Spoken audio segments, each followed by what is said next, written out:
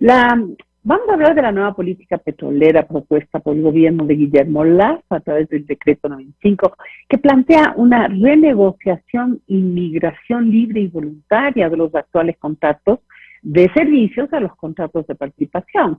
Esto abre el debate sobre las vías jurídicas y el posible interés que podría generar en algunas empresas petroleras para aceptar los cambios. ¿Será que todos lo van a aceptar? ¿Serán que algunas personas están satisfechas con las cosas como están? Bueno, por un lado es voluntario, pero veamos qué opina el doctor Luis Calero. Él tiene 40 años de experiencia en materia petrolera en los sectores público y privado. Qué gusto verlo a los tiempos. ¿Cómo está usted, doctor?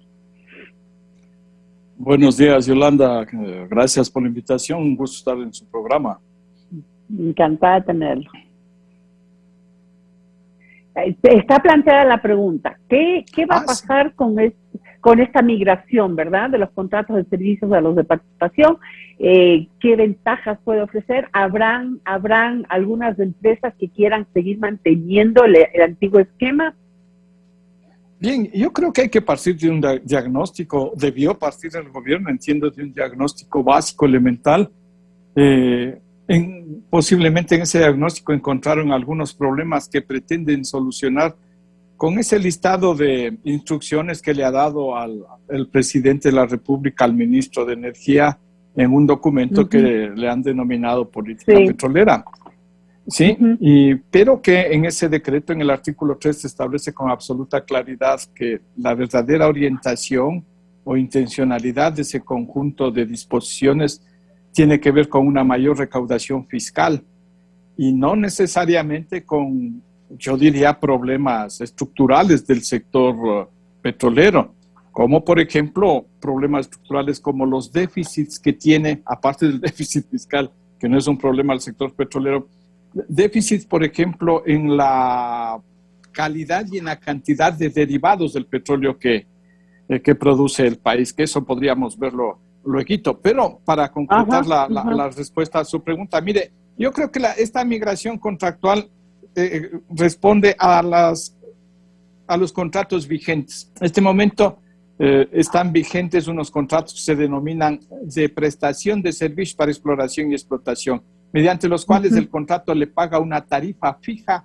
a las contratistas para que exploten petróleo. Les paga alrededor, en promedio, comenzaron los contratos más o menos con $35 de tarifa fija, independientemente del precio del petróleo. Es decir, que el gobierno en ese tiempo asumió el riesgo del precio del petróleo. Si el petróleo estaba a $100, pues era un buen negocio para el Estado pagar 35 y se quedaba con una diferencia con los 65. Pero si ese barril de petróleo bajaba a 40, tenía que pagar 35. Y para el Estado, ¿qué queda? Decir, no es precisamente un esquema adecuado en todos los escenarios, en todos los casos. Entonces, esa decisión, perdón que le voy a interrumpir un poco para ver cuál fue la razón. O sea, quizás eso vino porque en ese momento estábamos con unos precios de petróleo realmente extraordinarios que llegaron a pasar la barrera de los $100, ¿verdad? Por barril. Entonces, ese momento se justificaba o se veía que podría ser beneficioso para el Estado tener este esquema, pero como usted bien dice, el momento que baja el precio del crudo, entonces, bueno, nosotros salimos perdiendo. ¿Qué diferencia hay con la nueva propuesta? ¿Ahí es más un ganar o cuáles son las ventajas competitivas de esta nueva propuesta de contrato?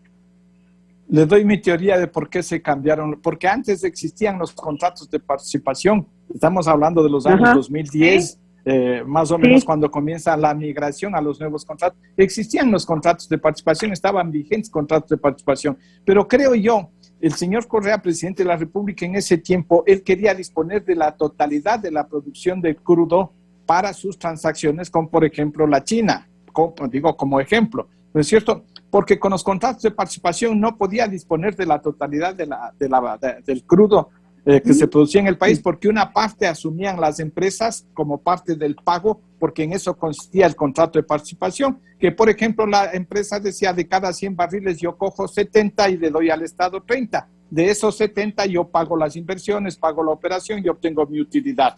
Pero entonces significaba que la empresa disponía libremente de 70 barriles y el Estado disponía de 30 barriles. Entonces, con la política económica, el diseño de la política económica del señor Correa, él requería disponer de la totalidad del petróleo.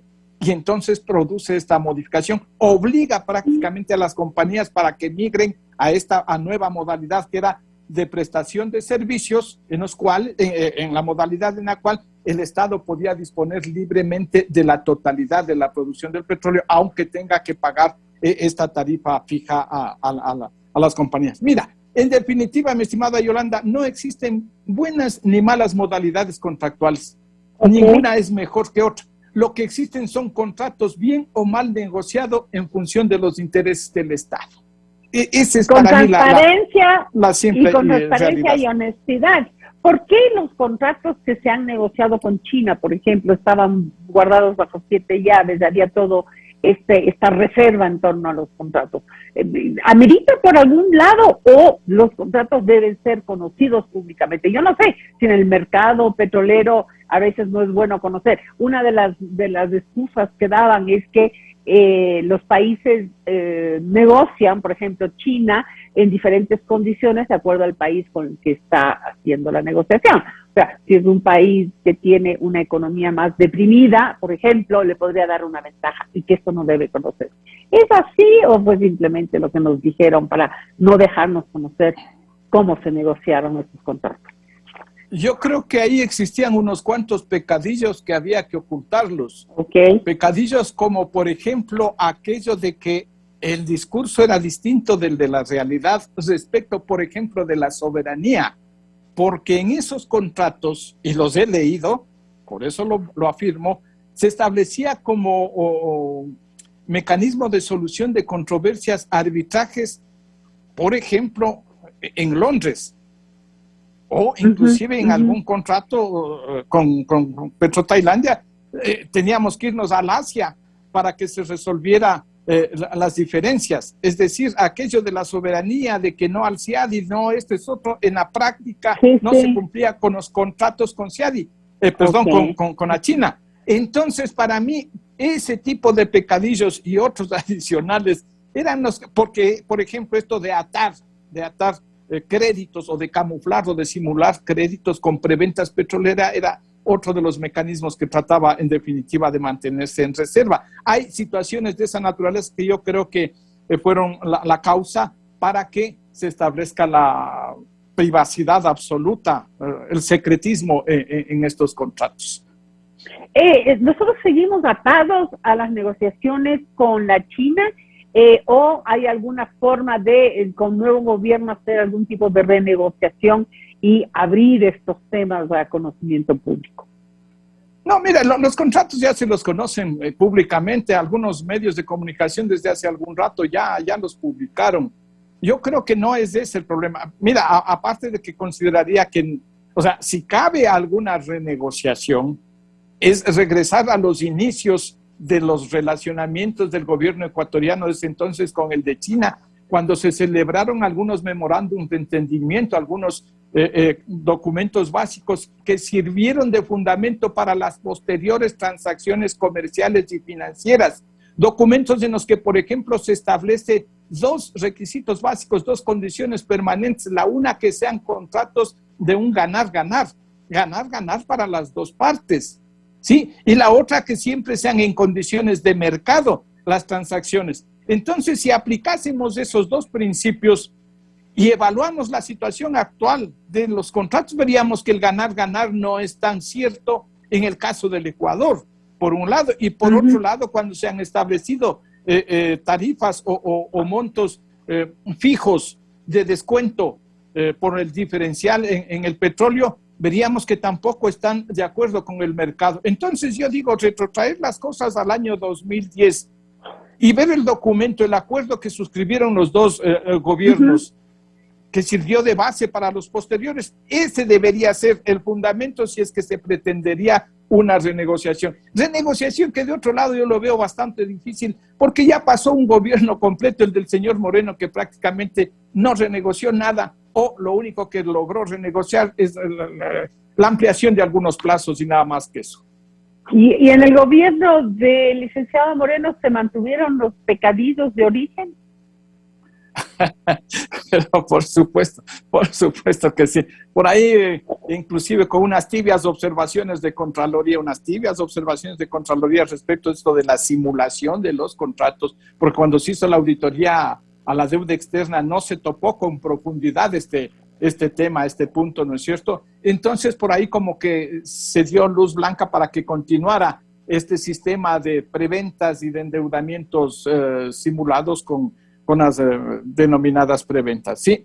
Pero yo creo que a la postre varios de esos contratos ya han terminado.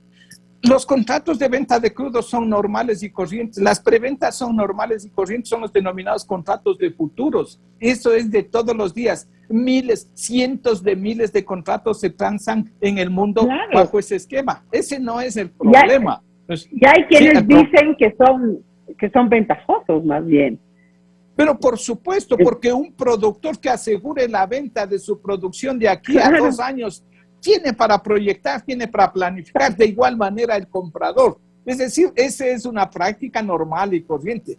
Los problemas están en los otros elementos. Por ejemplo, cuando se hacen estas simulaciones se reconocen intereses usurarios, intereses fuera de mercado, ¿sí? Cuando se incluyen cláusulas que no corresponden a la naturaleza de los contratos, como por ejemplo de que un comprador le esté dando anticipos con intereses y cobrándole intereses. Porque el anticipo, obvio que es una práctica normal en el comercio, pero un anticipo pagándole intereses por parte del vendedor realmente no tiene ninguna lógica, ningún sentido, ¿sí? Entonces, mira Yolanda, porque te ofrecí hablar de los otros déficits, de la calidad y de la cantidad de los combustibles. Yo creo que ese es un tema central, fundamental, que debería afrontar este gobierno. El asunto relacionado con la cantidad y la calidad de los derivados del petróleo. Y para eso el gobierno anterior ya había iniciado un proceso que lo suspendieron hasta que este gobierno tomara la decisión que corresponda. Y yo creo que ahí debe centrar. ¿Por qué? Porque mientras nosotros produzcamos cantidades inferiores a la demanda y mientras la calidad de nuestros combustibles sean inferiores a estándares internacionales o a estándares nacionales, pero en condiciones de precautelar nuestra salud, creo que la salida de divisas, ¿no es cierto?, es significativa. Entonces, cortar esa salida de divisas porque podríamos nosotros mismos producir esos derivados en cantidad y en calidad debería ser un objetivo inmediato de este gobierno. Y usted dice que el gobierno anterior ya estaba encaminado hacia aquello. Por supuesto, promovió una licitación internacional. Entiendo que ya hubo interesados. El proceso estuvo, me parece que para la presentación de las ofertas. Tengo entendido que se lo suspendió y vaya, yo creo que no hay mucho que analizar en este tema en cuanto a superar estos déficits que son estructurales en el sector petrolero y que tienen que ver con la salud fiscal y con la salud fundamentalmente de los ecuatorianos. Ahora, por la calidad de los combustibles. Finalmente, Guillermo Lasso habría ofrecido subir a 1 millón de barriles diarios, ¿no? La producción nacional, pero para mucha gente esto luce inalcanzable. ¿Qué dice usted, doctor? Sí, Yolanda, tú me preguntas, ¿el Ecuador puede ser campeón del mundo en fútbol? Yo te digo, claro que es posible, pero las probabilidades para que eso pero no es probable. Son mínimas. Es posible, pero no es probable. Deberían ocurrir, es probable, pero con la ocurrencia de un sinnúmero de eventos, de circunstancias que a través del tiempo podrían darse y podríamos eventualmente llegar a ello. Yo creo que lo fundamental este rato es estabilizar la producción que ha estado con una tendencia a la baja, estabilizar esa producción para que no siga cayendo, corregir eso y propiciar algunos incrementos en los campos en producción, corregir algunas deficiencias. Por eso decía, es indispensable realizar un diagnóstico serio que determine cuáles son las verdaderas causas para ello. Eso es importantísimo. Además, tener cifras reales en todos los órdenes, que es algo que está en este momento está muy metido el gobierno en buscar cuál es la realidad nacional, ¿verdad?, sobre diferentes temas. Pero también hay quienes dicen que para acceder a petróleo hay que buscar nuevos campos, hay que buscar nuevas posibilidades también para poder crecer el número de barriles. Pero por el otro lado, hoy en día tenemos todo este tema de la oposición de diferentes comunidades para que podamos crecer en esa área, en ese ámbito. Entonces, se muestra como bastante complicado el tema. ¿Cuál es la salida que usted le daría al gobierno? ¿Qué hacer en primera instancia para poder mejorar la cantidad, la calidad y tener mayor cantidad de petróleo, que además supuestamente solamente tendremos muy pocos años, no llegaremos a 20 años de reservas, ¿no?, para completar el drama este?